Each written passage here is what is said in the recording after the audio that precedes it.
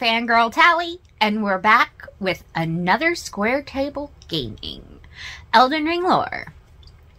This one is why were the Curseblades shunned? No clue. We're about to find out. This is an editor hubby request, so let's do this. The spooky season is upon us, which means that it's time to dive into the more disturbing enemies of Elden Ring. This time around, we're going to focus on some of the scarier concepts found in the Land of Shadow.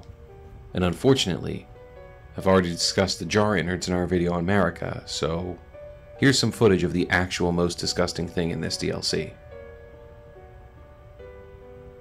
The hell is that? That aside, we're going to kick off our Scary Terror gaming episodes with an enemy you may find unsettling due to the way their bodies move as if they're straight out of a horror movie. I agree. The Curseblades were one of the first still images we were given, ramping up to the release of Shadow of the Erdtree, and these horrifically bent over horn-scent ascetics are a creeping threat throughout our time exploring this land.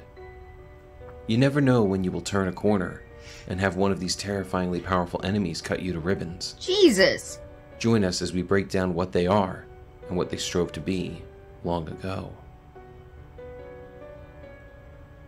Welcome back to Elden Lore, our weekly series where we unveil the stories of the people, places, and horrors of the lands between and the Land of Shadow.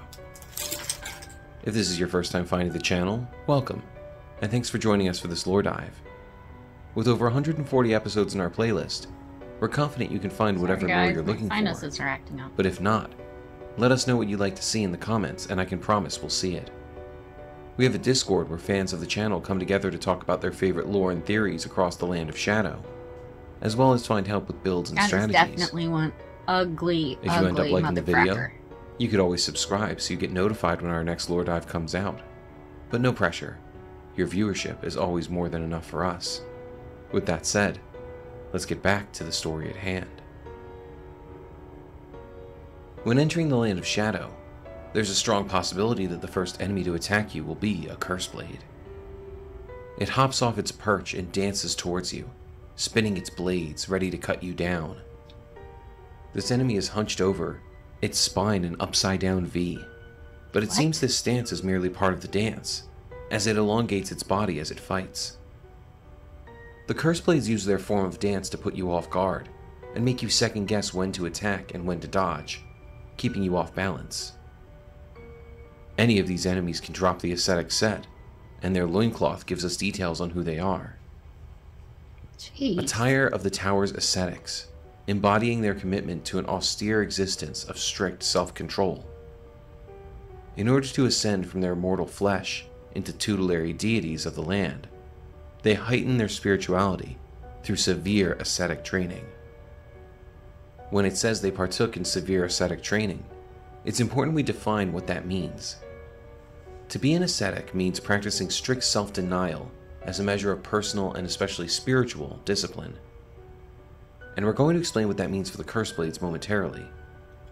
The term has come up once before in Elden Ring, when referring to Elamir of the Briar, the bell-bearing hunter, but there seems to be no connection between his homeland of Eocade, that was a proud land of ascetics, and the Land of Shadow. The Curseblade mask draws an interesting connection between these enemies and the Horned Warriors, as it seems they practice the same divinity for different reasons.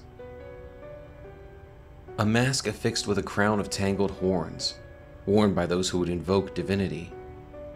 Divine invocation heightens the dexterity of the wearer, but causes the blessing of the Erdtree to become nauseating, reducing the restorative effect of drinking from a flask of sacred tears.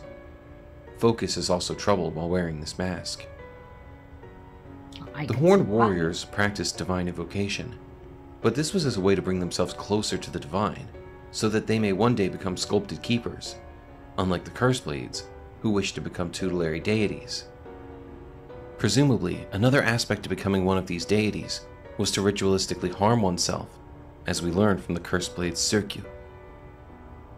Weapon of the masked Curseblades: circular backhand blade with wave-like cutting edges, sharpened into points that incite blood loss.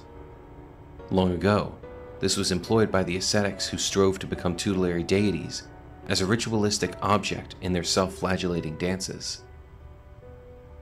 In order to truly understand their goal, there's only one item we can look to, the only other item to mention these tutelary deities: revered spirit ash.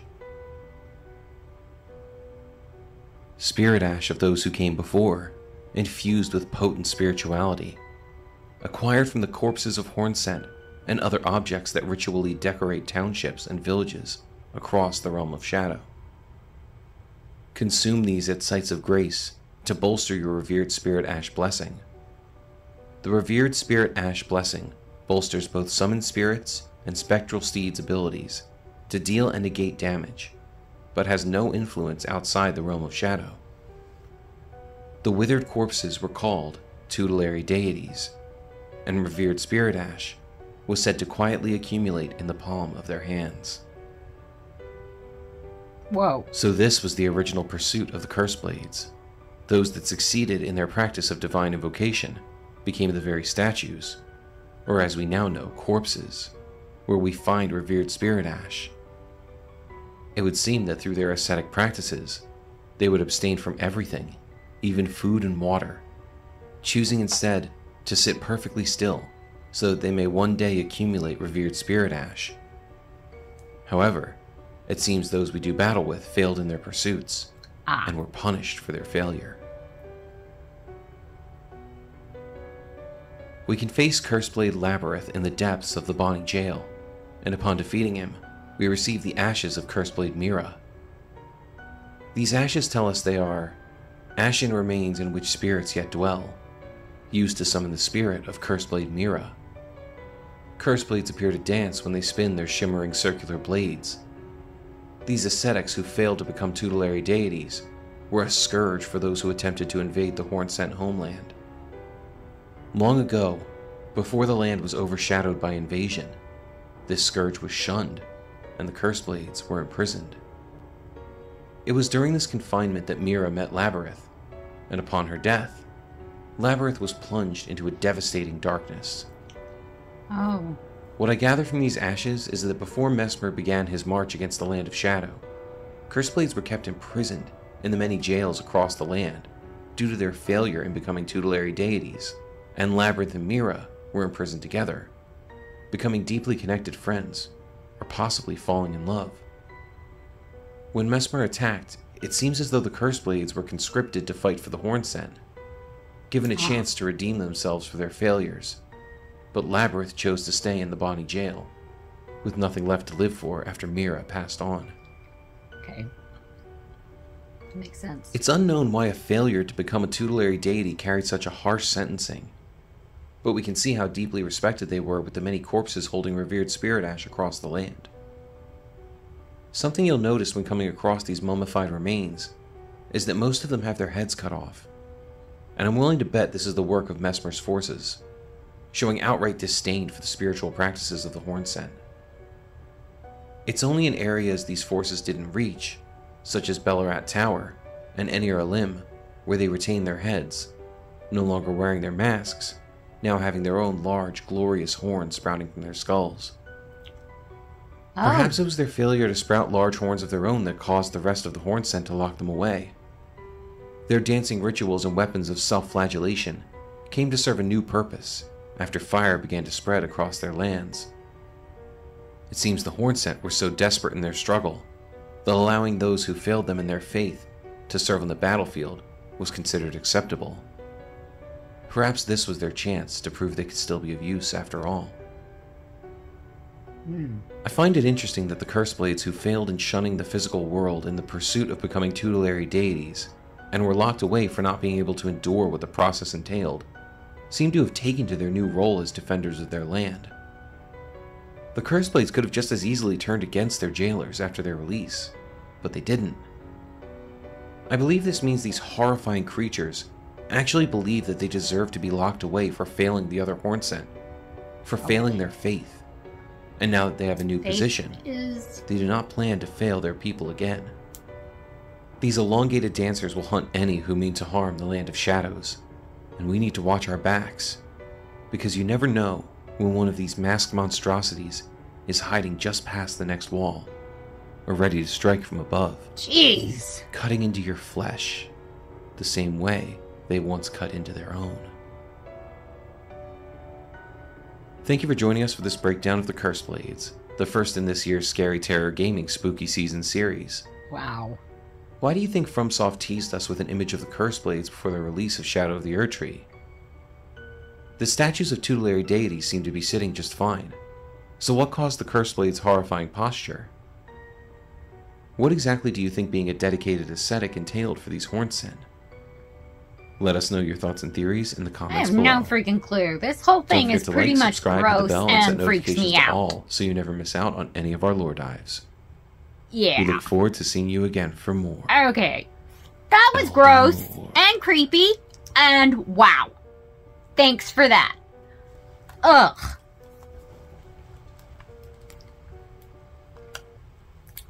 Alright guys.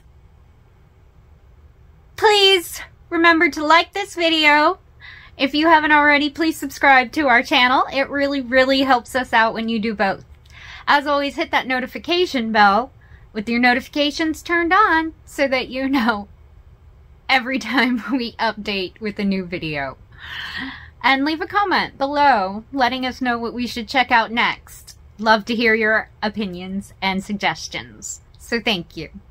And I will see you in the next one. Bye guys.